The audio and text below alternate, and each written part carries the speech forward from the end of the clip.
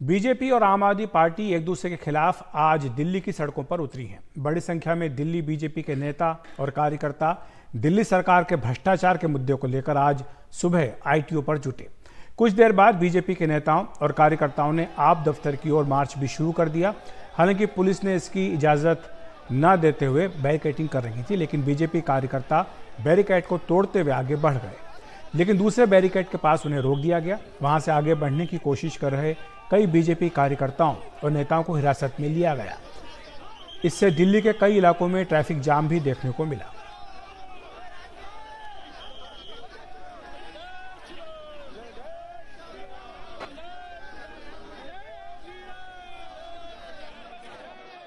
तो ये देखिए, दिल्ली बीजेपी के कार्यकर्ताओं ने एक बैरिकेड को तोड़ दिया है और आम आदमी पार्टी की ओर मार्च करना शुरू कर दिया है। ये देखिए, बड़ी तादाद में जो कार्यकर्ता हैं वो यहाँ पर मौजूद हैं और लगातार जो प्रदर्शन है वो लगातार दिल्ली की सड़कों पर चल रहा है। ये आप देखिए, आम आदमी पार्टी का यहाँ से कुछ ही दूर पर दफ्तर है। तो आइए एक बार यहाँ पर जो है ये देखिए कि पूरी तरीके से बैरिकेड को तोड़ा है यहाँ पर, और इसके बाद में यहाँ से ये सारे लोग निकल रहे हैं।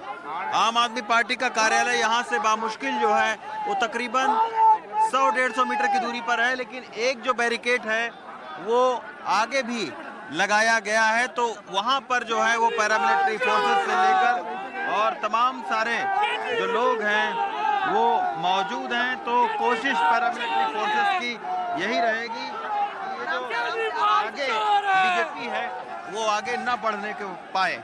तो एक दूसरा बैरिकेड भी जो है वो है यहाँ पर, और दूसरे बैरिकेड तक जाने की कोशिश कर रहे हैं। आइए आपको चलकर दिखाते हैं कि आखिर दूसरे बैरिकेड को क्या तोड़ पाते हैं या पुलिस वहाँ पर रोकती है। लेकिन केजरीवाल के भ्रष्टाचार का आरोप जो है वो बीजेपी लगातार लगा रही है, और यही वजह है कि आज 600 मीटर की इस सड़क पर दो बड़े प्रदर्शन चल रहे हैं। आम आदमी पार्टी का प्रदर्शन यहाँ से मुश्किल से 300 मीटर की दूरी पर आगे चल रहा है, और अब जो है वो बीजेपी का यहाँ प्रदर्शन है। आइए चलते हैं, आजम से मैं बोलूँगा आगे बढ़े वो, और यहाँ पर दिखाते हैं कि आगे जो बैरिकेड है, जो दूसरा बैरिकेड है, क्या उसको भी बीजेपी के लोग तोड़ते हैं कि नहीं। लेकिन यहाँ पर बहुत बड़ा बंदोबस्त लगा हुआ है, पैरामिलिट्री फोर्सेस से लेकर दिल्ली पुलिस तक लगी हुई है, और यहीं से 100 मीटर की दूरी पर आम आदमी पार्टी का भी प्रदर्शन चल रहा है, जिसमें अरविंद केजरीवाल और पंजाब के जो मुख्यमंत्री हैं भगवंत मान वो यहाँ पर प्रदर्शन कर रहे हैं। तो इस सड़क पर दो बड़े दिल्ली के राजनीतिक पार्टियों के कार्यालय हैं, और इसी सड़क पर दो बड़े जो प्रदर्शन हैं वो भी चल रहे हैं।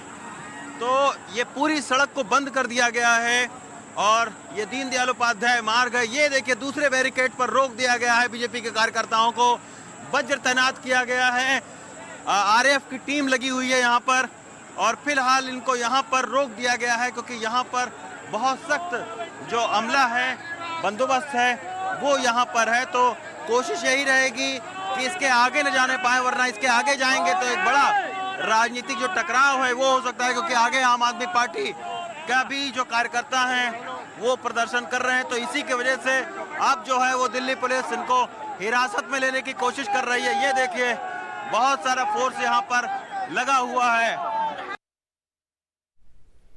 वहीं आम आदमी पार्टी के कार्यकर्ता चंडीगढ़ मेयर चुनाव को लेकर बीजेपी के खिलाफ प्रदर्शन कर रहे हैं। आपके कार्यकर्ता बीजेपी मुख्यालय की ओर बढ़ने की कोशिश कर रहे थे, लेकिन पुलिस ने उन्हें रोक दिया।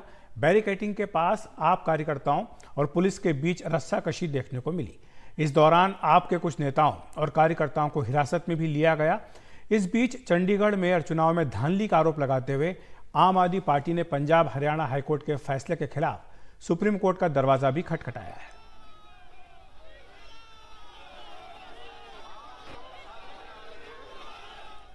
मेयर का चुनाव था, लेकिन दुनिया की सबसे बड़ी पार्टी चंडीगढ़ के चुनाव में वोटों की चोरी करते हुए पकड़ी गई, रंगे हाथों पकड़ी गई।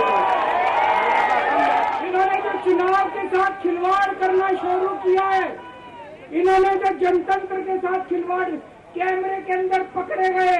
अगर ये चंडीगढ़ जैसे छोटे से चुनाव में इतनी बड़ी गड़बड़ कर सकते हैं तो जाहिर है लोकसभा के और विधानसभा के चुनाव में तो पता नहीं कितनी बड़ी गड़बड़ करते हैं।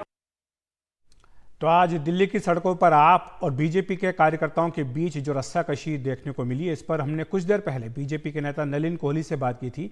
नलिन जी, दिल्ली की सड़कों पर आज ट्रैफिक जाम रहा है, आम आदमी पार्टी ने विरोध प्रदर्शन भी किया। आपका यह कहना है कि चंडीगढ़ के मेयर चुनाव में बीजेपी ने धांधली करवाई, इसके खिलाफ प्रदर्शन भी किया गया, आप क्या कहेंगे इसके ऊपर? किस औचित्य के साथ अरविंद केजरीवाल जी ये सब कह रहे हैं? मतलब हर चीज की एक सीमा होती है। ये वो अरविंद केजरीवाल जी हैं जो 5वीं बार ईडी के सामने जाने से भाग रहे हैं। समन के दिन, जिस दिन जाना था उस दिन प्रदर्शन रखा, वहां कह रहे हैं कि गली गली में शोर है, बीजेपी चोर है। चोरी का इल्जाम उन पर, उनकी पार्टी, उनके सहयोगियों पे है। इस बात को आप नोट करिए अखिलेश जी, अरविंद केजरीवाल वो व्यक्ति है जो India against corruption Anna Hazare जी के साथ आया, पहली बार शपथ लिया तो बोला कि हम भ्रष्टाचार हटाएंगे। आज दिल्ली सरकार में 2 उनके मंत्री जेल में है, बेल नहीं मिल रही। एक सहयोगी उनके जेल में है, बेल नहीं मिल रही। क्यों? शराब घोटाले पे, उस पे प्रश्न से भाग रहे हैं। मुखिया है उस पार्टी के, मुख्यमंत्री हैं जिस सरकार ने ये घोटाला किया है, और आज ही इन्होंने बात से भागने के लिए चंडीगढ़ के विषय को उठाया। भाई चंडीगढ़ के विषय को तो कोर्ट में लेकर गए ना, कोर्ट के अंदर में प्रक्रिया चल रही है। तो एक तरफ आप कानूनी प्रक्रिया के साथ जुड़ रहे हैं जहां आपको लगता है कि जुड़ना चाहिए, दूसरी तरफ कानूनी प्रक्रिया से भाग रहे हैं। लेकिन नलिन जी, आम आदमी पार्टी का यह आरोप है कि जो चंडीगढ़ का मेयर चुनाव हुआ वो बीजेपी ने धांधली करके जीता है, 8 वोटों को अवैध कर दिया गया, और जो चुनाव अधिकारी हैं उनके बीजेपी से रिश्ते भी हैं, तो ये एक तरह से पूरा बीजेपी का खेल था। अखिलेश जी, आप बहुत वरिष्ठ एक पत्रकार हैं, बहुत समय से राजनीति देख रहे हैं। अब एक बात हम 1 मिनट रुक कर देख लेते हैं। आम आदमी पार्टी और कांग्रेस पार्टी जमीनी स्तर पर, उनके सारे राज्य के नेता आमने सामने एक दूसरे के गले पकड़कर लड़ रहे हैं। चुनाव कांग्रेस पार्टी के खिलाफ आम आदमी पार्टी जीती। दिल्ली में बैठा एक नेता तय करता है जी हम दोनों एक हो गए हैं। इस बात को कैसे नकारें कि उनके जमीन के जो नेता हैं, जो जमीन से जुड़े हैं, वो जुड़ना ही नहीं चाहते आम आदमी पार्टी के साथ कांग्रेस के। ये भी तो हो सकता है। तो तथ्यों को निकलने तो दीजिए। अरविंद केजरीवाल जी के शब्दों पर क्या हम लोग माने? जो आदमी शराब नीति पे, घोटाले पे खुद भाग रहा है, जो आदमी कहता है भ्रष्टाचार होने नहीं दूंगा, उसके नाक के नीचे 2 मंत्री भ्रष्टाचार कर गए। हो सकता है मुख्यमंत्री ने उनको अनुमति दी हो, क्या मालूम, क्योंकि अभी तो वो जवाब दे नहीं रहे। आज तक उन्होंने आकर दस्तावेज ऐसे नहीं किए कि देखो ये आरोप लग रहे हैं शराब नीति पे, हमने इन आरोप को इन आधार पे मैं इसको हटा रहा हूं, किया ही नहीं। आप उनसे शराब नीति पे पूछो, वो चंडीगढ़ की आज बात करते हैं। इससे पहले शराब नीति पे करो तो वो शिक्षा पे बात करते हैं। किसी और दिन शराब नीति पे प्रश्न पूछो तो मोदी जी को गाली देते हैं। इससे ये क्यों ना माना जाना है क्योंकि जो कहते हैं ना, चोर की दाढ़ी में तिनका, कोई भय है उनको, इसीलिए वो जांच के साथ जुड़ नहीं रहे। क्या वो नहीं चाहते भ्रष्टाचार के खिलाफ जांच हो? क्या वो नहीं चाहते इस जांच में पता पड़े कि अगर चोरी हुई नहीं हुई सत्य निकले? तो ये गंभीर सवाल है। केजरीवाल जी कोई सवाल नहीं पूछ सकते, उनका कोई अधिकार ही नहीं है ऐसी परिस्थिति में कोई भी सवाल पूछ। लेकिन नलिन जी, आम आदमी पार्टी की ओर से कहा जा रहा है कि ईडी जो है वो बार बार विपक्षी दलों को निशाना बना रही है। अभी आपने देखा कि झारखंड के मुख्यमंत्री रहे हेमंत सोरेन, वो गिरफ्तार हो गए। अरविंद केजरीवाल को भी कई बार समन किया जा रहा है। तो ये चुन चुन करके निशाना क्यों बनाया जा रहा है? अच्छा एक बात बताइए, और एक बात पूछता हूं मैं। कांग्रेस के एक सांसद के घर में 350 करोड़ रुपए कैश बरामद हुए। भारत के स्वतंत्र इतिहास में इतना बड़ा कैश का अमाउंट कभी नहीं पकड़ा गया। तृणमूल कांग्रेस के नेताओं के घर में 20 करोड़, 16 करोड़, 25 करोड़ पकड़े गए, पकड़े जा रहे हैं ना। अब झारखंड पे आइए, आरोप क्या है? एक जमीन को लेके उसकी अदला बदली, जो सेना की जमीन है उसको बदलने का करोड़ों रुपए कमाए जा रहे। दूसरी तरफ आरोप है हेमंत सोरेन जी पे कि वो खनन मंत्री होकर अपने आप को एक माइन देते हैं। अखिलेश जी, ये तो बड़ी अद्भुत बात है कि आप जिस विभाग के मंत्री हैं अपने आप को फायदा पहुंचा सकते हैं क्या? इस पर 10 बार समन हुआ, वो समन से भाग रहे थे। फिर जब ईडी उनके घर पहुंची 36 लाख रुपए कैश पकड़े गए। 2 विदेशी गाड़ियों के ऊपर में प्रश्न उठा है। तो अब ये बात थोड़ी ना है कि कौन विपक्ष का है, कौन सत्ताधारी दल का है। प्रश्न है कि क्या आरोप सही है या नहीं है। आरोप अगर सही है तो फिर कहीं ना कहीं अरविंद केजरीवाल जी को ये जवाब देना पड़ेगा, भाई विपक्ष की जो नेता है उनके यहाँ ऐसे धांधलेबाजी क्यों हो रही। जी, शुक्रिया आपका नलिन इस तमाम जानकारी के लिए। तो ये बीजेपी के वरिष्ठ नेता नलिन कोहली, कुछ देर पहले हमने इनसे बात की थी। और हमारे साथ अभिनंदिता माथुर, आम आदमी पार्टी की प्रवक्ता, वो भी जुड़ गई हैं। अभिनंदिता जी, आपका स्वागत है एनडीटीवी इंडिया पर। आज दिल्ली की सड़कों पर हमने देखा कि आम आदमी पार्टी का विरोध प्रदर्शन था, एक तरफ बीजेपी का भी विरोध प्रदर्शन था। लेकिन सवाल ये पूछा जा रहा है कि चंडीगढ़ की लड़ाई को दिल्ली की सड़कों पर आम आदमी पार्टी क्यों लड़ रही है? देखिए, अनफॉर्चुनेट बात है ये कि एक छोटा सा रीजन चंडीगढ़ का, जिसमें उनके म्यूनिसिपल के चुनाव हो चुके हैं और ये मेयरली एक मेयर का चुनाव था, और इसमें जिस तरह से मतलब दिन दहाड़े डकैती हुई है वोटों की, तो हमें लगता है कि ये बात अगर एक स्मॉल मॉडल में हो सकती है, तो इसी गुंडागर्दी को बीजेपी जो है वो लार्ज स्केल पे इम्प्लीमेंट करने जा रही है या करेगी। और ये खतरा आम आदमी पार्टी, कांग्रेस पार्टी या किसी और पार्टी के लड़ाई का नहीं है। अब ये जो खतरा है ये लोकतंत्र पे खतरा है, और ये खतरा बीजेपी से है। आप ये देखिए कि अनप्रेसिडेंटेड है जिस तरह से पिछले 2-4 साल में हमने देखा है, जब से बीजेपी इस तरह की डायरेक्शन में स्ट्रांगली गुंडागर्दी कर रही है। आप ओवरनाइट किसी चीफ मिनिस्टर को ओथ दिलवा देते हैं अगर वो आपके साथ जुड़ जाते हैं। आप दिन दहाड़े मेयर के चुनाव में कैमरा के सामने अपने जो प्रिसाइडिंग ऑफिसर है, जो आपके खुद के कार्यकर्ता हैं, उनसे ये गड़बड़ करवा देते हैं। ऐसे कई सारे हमारे पास ऐसे कई सारे एग्जाम्पल्स हो गए हैं कि अगर आप बीजेपी में शामिल हो जाते हैं तो जो वॉशिंग मशीन है बीजेपी की, उससे आपके सारे पाप धुल जाएंगे। खतरा एक छोटे से चुनाव हारने जीतने का नहीं है। देखिए, बीजेपी के पास इस टाइम सारा माइट है, सारा पावर है, सारा पैसा है, सब कुछ है। So they will keep winning elections. Election जीतना कोई बहुत बड़ी बात नहीं है आज उनके लिए, क्योंकि चाहे लेकिन कुछ भी हो जाए। अभी हम बीजेपी के नेता नलिन कोहली से बात कर रहे थे जी, वो ये कह रहे थे कि आप लोग जो चुनाव के परिणाम आए इसके खिलाफ कोर्ट में भी गए, कोर्ट से आपको अभी तक कोई राहत इस पर मिली नहीं है। हाई कोर्ट में सुनवाई हो रही है, 3 हफ्ते बाद इसकी सुनवाई होगी। तो यानी अभी एकदम से कोई फैसला आपके हक में आया हो, ऐसी बात नहीं है। बिल्कुल आप ठीक कह रहे हैं कि फैसला हाथ में आया या नहीं, आप मगर मैं एक उससे पहले की मर्यादा की बात कर रही हूँ, एक राजधर्म की बात कर रही हूँ, एक शराफत से लोगों के मैंडेट को रिस्पेक्ट करने की बात कर रही हूँ। देखिए, सबवर्ट करते जाइए आप लॉज को, उसके बाद परेशान लोग जो है वो कोर्ट जाएंगे। कभी कभी ये लोग रूल्स भी बदल देते हैं, तो ना रूल ऑफ लॉ है, ना राजधर्म है, ना बेसिक डिसेंसी है। अगर छोटे छोटे चुनाव में इस तरह की गुंडागर्दी चलेगी और इस तरह के लोग जो हैं छीना झपटी करके मेयरों की कुर्सी पे बैठेंगे, वो खाक सेवा करेंगे जनता की। हमारा क्वेश्चन तो आपसे आखिरी प्रश्न अभिनंदिता जी, बीजेपी ये भी कह रही है कि ये जो शराब घोटाले में बार बार ईडी समन कर रहा है दिल्ली के मुख्यमंत्री अरविंद केजरीवाल को, उससे ध्यान भटकाने के लिए आम आदमी पार्टी ने आज ये विरोध प्रदर्शन किया है। और बीजेपी ने किस चीज से ध्यान भटकाया जो उन्होंने चंडीगढ़ में किया है उससे? आई थिंक ये तो बेकार की बात है। देखिए, ईडी वाले केस के मामले में ये बिल्कुल फिजूल का केस है, ये हम मानते हैं। पूरे देश को पता है कि पीएमएलए लॉज में बेल मिलना बहुत मुश्किल होता है। एक ऐसे चक्रव्यूह में फंसाने की कोशिश बीजेपी कर रही है हर उस पार्टी को, नेता को, जो आज उनके आगे सर झुका के मोदी जी वाह वाह करके उनको ज्वाइन नहीं कर रहा है। इनकी टक्कर हुई है अरविंद केजरीवाल जी से। अरविंद केजरीवाल जी के उनका काम का इनके पास कोई तोड़ नहीं है। तो ये सारी चीजें, इससे भी और बहुत बुरा होगा अगर राजनीतिक तौर पर देखें अभिनंदिता जी, तो ये आपने असली बात कह दी कि एक तरह से जो विपक्ष के बाकी नेता हैं उनमें हिम्मत या ताकत नहीं है नरेंद्र मोदी का मुकाबला करने के लिए, केवल अरविंद केजरीवाल में। ये आम आदमी पार्टी कहना चाह रही है।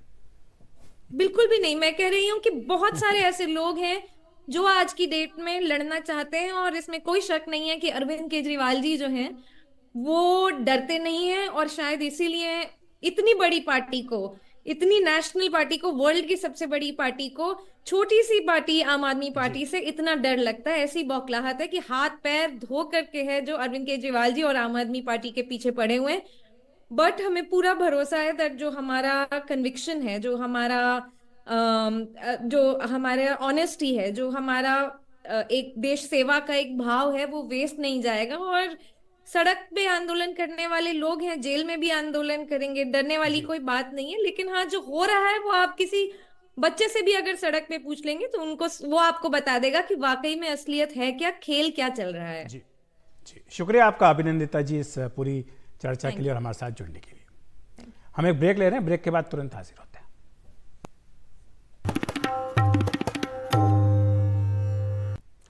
महाराष्ट्र में आज महाविकास आघाड़ी को शर्मिंदगी उठानी पड़ी। वंचित बहुजन आघाड़ी के नेता प्रकाश आंबेडकर ने कहा कि INDIA गठबंधन खत्म हो चुका है। प्रकाश आंबेडकर के इस बयान के वक्त संजय राउत और नाना पटोले भी उनके साथ खड़े हुए थे। प्रकाश आंबेडकर के मुताबिक गठबंधन के आखिरी मजबूत सहयोगी अखिलेश यादव भी अब अलग हो चुके हैं। ममता और आप पहले अलग हो चुके हैं, इसलिए हम गठबंधन में फूंक फूंक कर कदम आगे बढ़ाएंगे।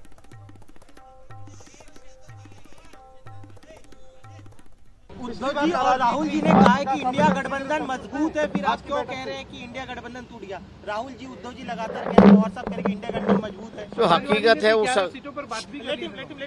सवाल ऐसा है कि नीतीश जी अलग गए हैं, आप भी अलग जा रहा है, ममता बनर्जी अलग जा चुकी है। चौथा पार्टनर जो बचा हुआ था वो एसपी था।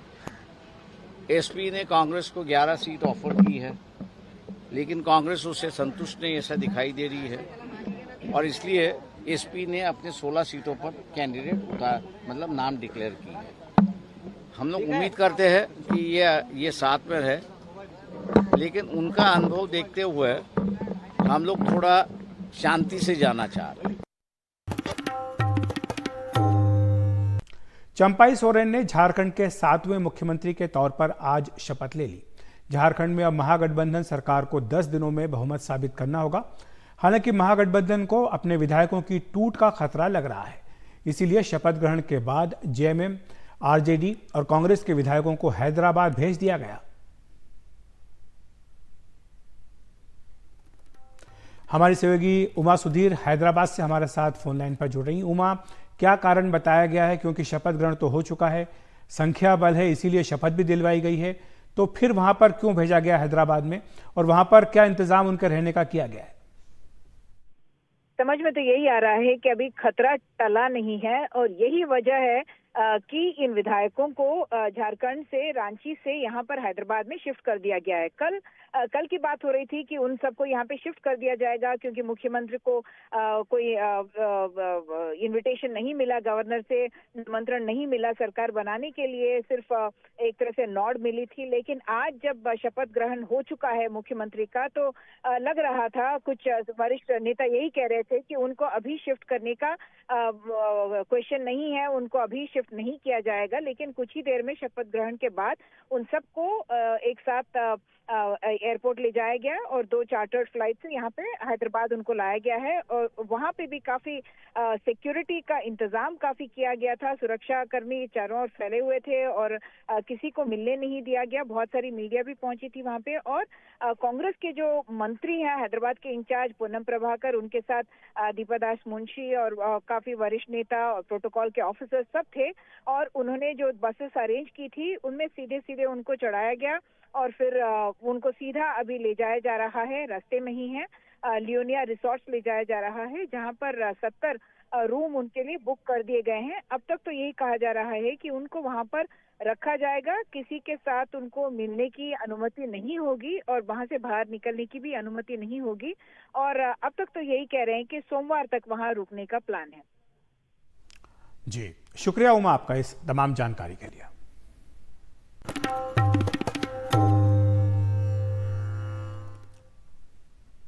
ज्ञानवापी परिसर के व्यास तहखाने में पूजा जारी रहेगी।